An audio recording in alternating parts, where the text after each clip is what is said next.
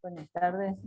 Voy a poner compartir pantalla gracias al Departamento Provincial de Diabetes y al IEX por invitarme a compartir con ustedes un poquito más de pie diabético, un poco más de lo que tenemos que saber y lo que podemos ponernos de acuerdo en cuanto a lo que hay que mirar y lo que hay que buscar de pie diabético. No vamos a hablar de cuestiones médicas, así que no se asusten demasiado.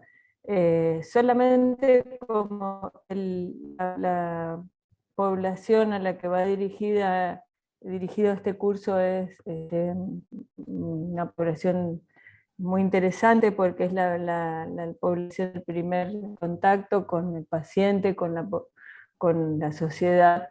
Es que está bueno que hablemos de estas cuestiones, sobre todo lo que significa la prevención del síndrome de pie diabético. El pie diabético es una entidad, algo que sucede en los pacientes obviamente con diabetes, muchas veces sin una causa aparente de lesión o de daño, de úlceras en los pies, y que deben ser tratadas, bueno, por todo el equipo de salud.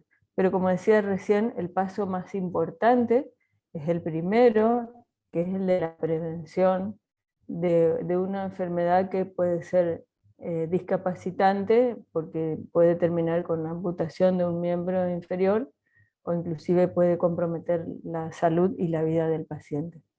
Para esto es importante que tengamos en cuenta, como dice la diapositiva, la educación diabetológica, porque en cuanto a esta educación en el primer contacto es donde podemos ir enseñando al paciente cosas, como se usa ahora el término empoderar, lo vamos empoderando, le vamos dando capacidad de poder resolver algunas situaciones, como el conocimiento de la enfermedad, que es lo que se estuvo haciendo este martes y el martes pasado. Sobre todo ayuda a desarrollar destrezas y habilidades para poder tomar decisiones que tengan que ver con el autocuidado de la salud. Consigue una mayor adherencia al tratamiento cuando uno puede entender cómo ataca la enfermedad, cómo se complica, cómo se puede, y sobre todo, viéndolo del lado positivo, cómo se pueden prevenir complicaciones. ¿Eh? Y así disminuir de esta manera complicaciones y la mortalidad asociada a la diabetes. Con respecto a pie diabético, ¿qué comunicar? Bueno, vamos a empezar a enseñarle al paciente qué es lo que hay que buscar en el pie, qué es lo que hay que saber del pie diabético. Así que vamos a ver los distintos globos que están en esta diapositiva: la inspección, la higiene, los cuidados de la piel, cuidado de las uñas, el uso de medias, el uso de calzados adecuados y también alguna mínima prescripción de ejercicios. Obviamente, si tienen alguna pregunta, alguna duda, no me molesta que interrumpan la clase o que la escriban por el chat, como para ir haciendo algo un poco más dinámico este momento. Entonces, cuando hablamos de inspección, le tenemos que enseñar al paciente que tiene que ser diaria la inspección, todos los días, ¿no? Ayer ya me miré el pie, así que hoy lo dejo pasar, ¿no? Observar la planta y el dorso del pie y los espacios entre los dedos, y ahí como ven en la diapositiva, utilizar un espejo, porque muchas veces el paciente le cuesta doblarse sobre su pie, le cuesta ver con detalle, entonces un espejo puede ayudar, y si no, otra persona puede ayudar, un nieto, un hijo, algún familiar que pueda ayudar con la inspección del pie. ¿Qué vamos a buscar en la inspección? Bueno, como decía recién, mirando lesiones interdigitales, es decir, entre los dedos de los pies, buscando si hay callos o si hay ampollas, o si hay otras lastimaduras, si hay lo que se llama el mal perforante plantar, que es lo que compromete justamente la planta del pie, con lesiones que pasan inadvertidas porque el paciente con diabetes tiene una escasa o nula sensibilidad superficial. Si alguna de estas cosas que mencionamos aparecen en el pie, el paciente debe consultar al equipo de salud, porque en general van tomando determinaciones que no ayudan y más bien complican la evolución de un pie diabético. Eso fue en cuanto a la inspección. En cuanto a la higiene de los pies, vamos a hablarles también de que hay que lavar al menos una vez al día, pero todos los días. No poner el pie en remojo, ahora ya vamos a ver, no se pone el pie media hora en la palangana, sino que acá está, por eso hay una foto de una palangana que tiene espuma de jabón, porque en realidad el señor se está lavando los pies, con una temperatura que no se exceda los 37 grados de temperatura, y controlar con el dorso de la mano o el codo para que no esté tan caliente. Recuerden que en los pacientes con diabetes existe una entidad muy frecuente que se llama la neuropatía diabética, por la cual no tienen sensibilidad y no captarían si el agua está muy caliente, y hemos visto muchas veces pies quemados con la intención de haberlos lavado, pero con agua con una temperatura excesiva. Insistir mucho en dos cosas. Para el lavado, usar jabones neutros o jabones con glicerina o jabones con crema. No lo puse acá, pero uno de los jabones que recomendamos es el jabón DAB, que tiene más crema que los jabones de tocador comunes. Hace unos años todos recomendábamos lavar con jabón blanco, el jabón de lavar, pero hace prácticamente 5 o 10 años se desaconseja que el lavado sea con jabones de lavar la ropa, porque tienen mucho detergente, tienen hipoclorito, y entonces resecan aún más la piel y pueden dañarla. Y esto es lo que les decía, que hay que lavar los pies, no poner los pies en remojo en una palangana, porque con hacer esa práctica, lo único que se hace es conseguir que haya lesiones entre los dedos de los pies asociadas con mayor humedad. Insistir casi hasta el cansancio en secar bien entre los dedos de los pies. También hablamos de los cuidados de la piel, y entre ellos destacamos la hidratación, o sea que la piel no esté reseca, que no esté quebradiza. Entonces, vieron que hay unas cremas de famosas marcas, los pacientes suelen comprarlas, salen como 700 pesos el frasco de Diabetex, y en realidad con gastar poco, como puede ser el uso de la vaselina sólida, el aceite de almendras o el aceite de oliva para hidratar la piel de los pies, es muy beneficioso y es bastante más barato que comprarse las cremas esas o de las otras marcas también. No vamos a decir muchas marcas, pero Dermagloss, Vagovit, hasta la crema de ordeña resulta cara comparándola con estas otras soluciones domésticas. Vamos a hidratar en el dorso del pie, o sea, en el empeine, y hacia arriba, hacia toda la pierna, y en la planta del pie, pero nunca entre los dedos. En los espacios interdigitales hay que dejarlos libres. Y recomendar que la hidratación se haga principalmente en el horario de la noche, cuando está por acostarse el paciente, y que al día siguiente se levante y se lave de vuelta los pies para que no queden excesos de cremas o aceites que puedan hacer resbalar los pies dentro del calzado y generen ampollas que terminen siendo un mal mayor. Otra cosa para tener en cuenta en el cuidado de la piel de los pies es que no suceda esto, y es muy frecuente de ver, y ahora vamos a ver al finalizar la charla, un problema que tenemos con el calzado inadecuado que usan los pacientes, puntualmente con el uso de ojotas, donde se producen estas grietas en los talones que se pueden profundizar, que pueden lastimar mucho más profundamente la piel y generar infecciones que nos han hecho verlo muy frecuentemente al paciente, porque las infecciones pueden ser severas, aunque sean de piel y partes blandas. Y la otra cosa que el paciente suele tomar determinaciones es con el uso no solo de estos elementos punzocortantes para cortarse los callos, las uñas, según su propio criterio, sino también el uso de químicos para combatir los callos, y esto realmente producen daños terribles hemos visto en el servicio el año pasado, pacientes que usaron callicidas y se han hecho úlceras que terminaron bastante mal. Entonces hay que desaconsejar que el paciente por su cuenta se ponga cosas que en realidad lo único que van a hacer es terminar dañando más aún la piel. Esto es lo que decía del cuidado de las uñas, que por ahí van adquiriendo algunos instrumentales parecidos a los que usan nuestros amigos podólogos, y en realidad lo único que hay que enseñarle al paciente es que el corte de la uña sea recto, así como está aquí en verde, no curvo, siguiendo la forma del pulpejo del dedo, porque acá en estos extremos es donde se encarna después la uña y realmente es un problema. A veces hay que cortar la uña, a veces hay que sacar la uña, porque no se resuelve favorablemente de otra manera.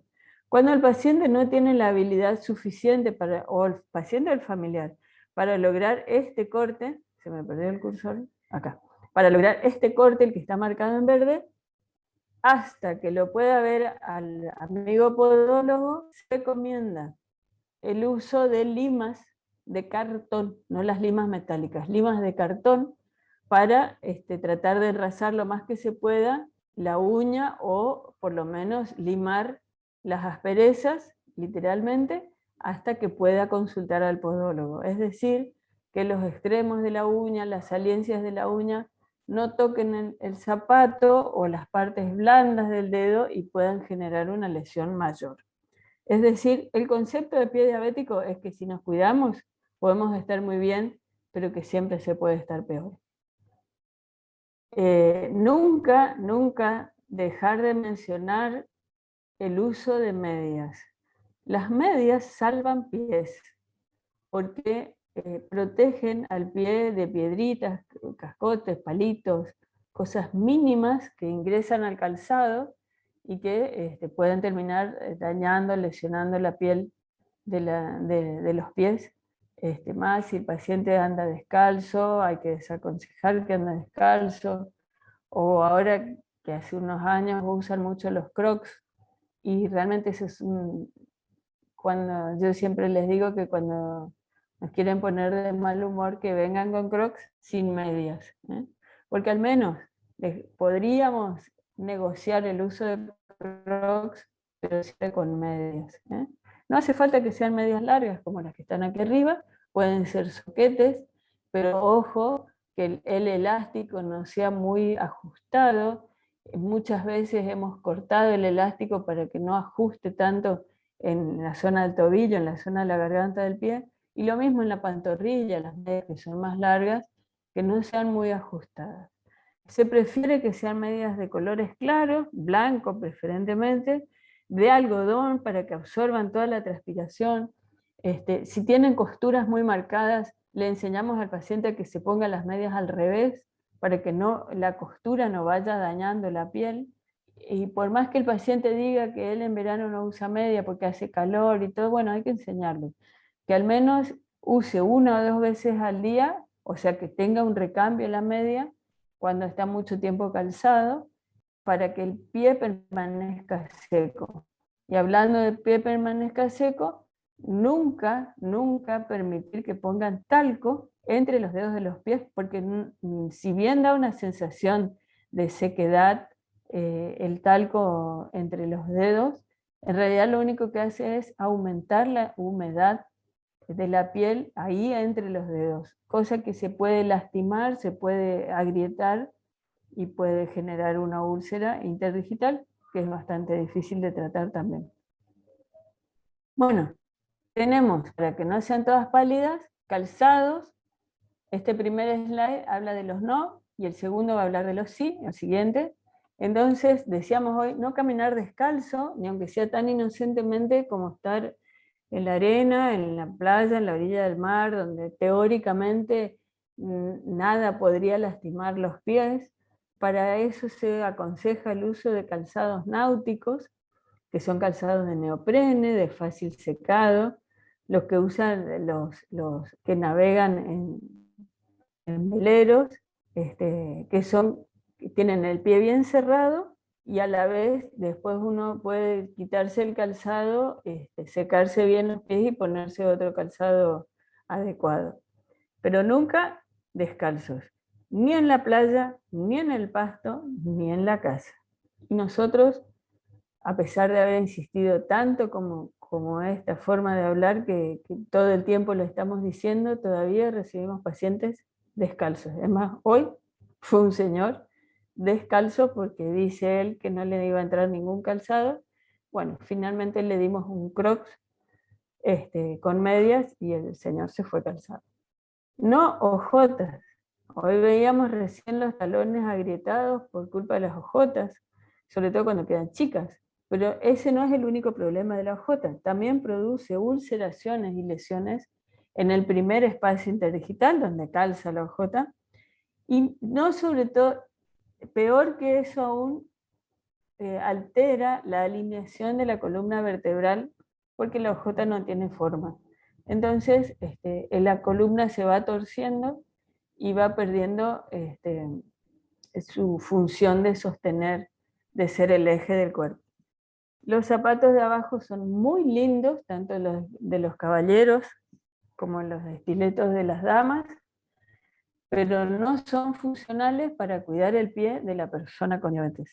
Ni las puntas tan agudas, como los zapatos italianos, ni los tacos tan altos. Hablando de formar la columna, esto también produce un problema en la alineación de las columnas. Y esto produce una alteración en los ejes del pie, porque imagínense todos los dedos que acá entrarían bien, acá están todos amontonados, y entonces pueden generar lesiones entre los dedos y además ir produciendo alteraciones ortopédicas del pie. Bueno, y los sí de los calzados, ahí viene en detalle cómo debe ser, qué características tiene que tener un calzado para un paciente con diabetes. La distancia entre el talón y la punta debe ser de al menos 1 centímetro, o sea, el talón 1 centímetro más alto que la punta del pie.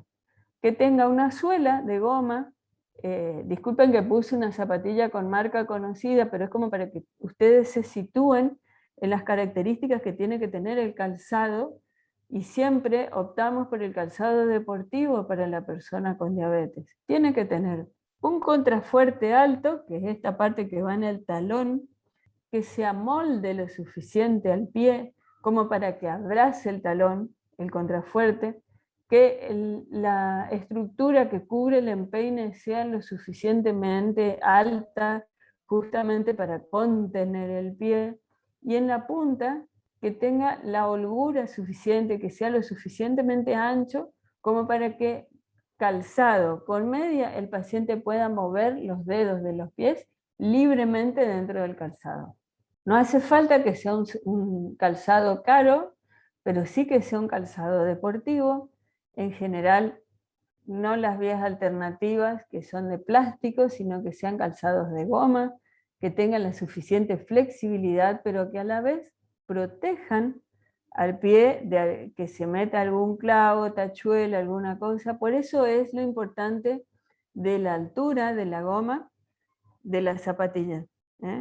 Y acá entonces la destronamos a la señora Alpargata, porque justamente la alpargata tiene dos problemas. Uno es que la goma es muy finita y no va a seleccionar, no va a absorber ningún impacto de una piedra, de cualquier cosa, cualquier cuerpo extraño que se meta en la goma y va a lesionar la piel del pie. Por un lado, y por otro lado, la punta de la alpargata funciona como ese zapato de la línea italiana que mencionaba en la diapositiva anterior, y deforma la disposición de los huesos del pie. Eso que está en fucsia en la diapositiva es muy importante que lo tengan en cuenta, que es el zapato debe adecuarse al pie y no el pie al zapato. Nosotros vemos pies muy deformados a causa del calzado, tanto en las chicas como en los chicos. O sea, tenemos pacientes muy elegantes con esos zapatos con una punta muy finita que tienen lastimados los pies, y las señoras también que no no se consuelan de dejar de usar tacos. El drop, la altura entre el talón y la punta del pie debe ser de al menos 1 centímetro, pero no de 10, ¿eh? ¿Se entiende? O sea, tacos, hay que tratar de desestimar el uso de tacos, ¿sí? Y lo otro que sigue a continuación, ahí en la diapositiva, es tan importante como todos los otros cuidados. La elección apropiada y oportuna de un calzado es una de las medidas más importantes en la prevención. Yo sé que las zapatillas deportivas están un poco caras, no sé qué otra cosa en la Argentina no esté cara, pero que muchas veces ir y gastar 7, 8, 10 mil pesos en un calzado que puede cuidar mi pie, termina siendo una inversión en salud, ¿eh? No es un lujo, no es una careteada, sino que es algo que yo le doy a mi cuerpo, a mi pie, la posibilidad de cuidarlo y evitar lesiones y por lo tanto complicaciones. Así que el calzado tiene que ser un calzado de horma ancha, ¿eh? De un calce profundo, no hace falta que sean botas, pero sí que sea un calce profundo, que tenga plantillas con una buena forma del pie, como se ve en este caso. Y yo cuando hablo de zapatos de hormas anchas, o que quede como muy cómodo el pie dentro del calzado, no estoy hablando de usar calzados de un talle más grande. Es decir, hay que enseñarle al paciente que si calza 37, su calzado tendrá que ser 37 o como mucho 37,5, pero no 38 ni más. Y una cosa muy importante que ustedes pueden enseñarle a sus pacientes es a salir a comprar el calzado a esta hora, cuando los pies ya están todos lo hinchados que van a estar. Si ustedes van a la mañana a probarse un calzado, probablemente traigan un calzado chico o muy justo, lo cual va a ser un problema porque va a empezar a producir lesiones sin darnos cuenta. Entonces, el calzado para cualquiera, pero especialmente para las personas con diabetes, se compra a la tardecita cuando el pie ya está todo lo hinchado que iba a estar. Cuando se compra calzado, cuando el paciente viene con que se compró ya las zapatillas, esto es muy importante usarlo en forma gradual, 1 hora, 2 horas por día, hasta que el pie se habitúe a esa nueva forma de calzado. Bueno, y ejercicios, hay una serie de ejercicios, como esta clase va a quedar grabada y no quiero sacar mucho más tiempo, son ejercicios muy simples que hay para activar la circulación y también para estimular, para darle estímulos nerviosos al pie que ya está un poco deteriorada a causa de la diabetes. ¿Sí? No son muy largos los ejercicios, con 10-15 minutos que el paciente ejercite 1 o 2 veces por día, está muy bien. Esto está prohibidísimo, ¿eh? Las bolsas de agua caliente, las estufas, las cosas muy directas sobre el pie que ya casi no tienen sensibilidad, pueden ser de un daño irreparable. Cuando aparezca algún síntoma, ustedes no se desesperen, no se asusten, no salgan corriendo, sino avisen, digan doctora, doctor, fulano de tal, si están en un centro de salud, si están en un hospital del interior, todos tenemos oportunidad de prevenir complicaciones, todos tenemos oportunidad de conectar al paciente con su centro más cercano y ellos a la vez tendrán que derivar si es necesario. Hay muchos médicos y enfermeros referentes de hospitales del interior y de centros de salud que tienen nuestro teléfono, que consultan, que mandan fotos, y nunca está de más una consulta, por más que nos parezca un poco sonsa, un poco obvia, nunca está de más una consulta sobre pie diabético. Así que nuestras líneas, nuestro consultorio están abiertos para las inquietudes que ustedes tengan respecto a este tema. Quiero agradecer especialmente la atención de todos ustedes, como dije hoy, la invitación de la doctora Candia, de Daniela, y una mención especial de agradecimiento a la doctora Julieta Méndez, que me ha convidado a algunos de los slides que hemos visto, y ella es la referente nacional de pie diabético del Ministerio de Salud de la Nación. Así que gracias por este espacio que permite que salvemos más pies y salvemos más vidas. Muchas gracias.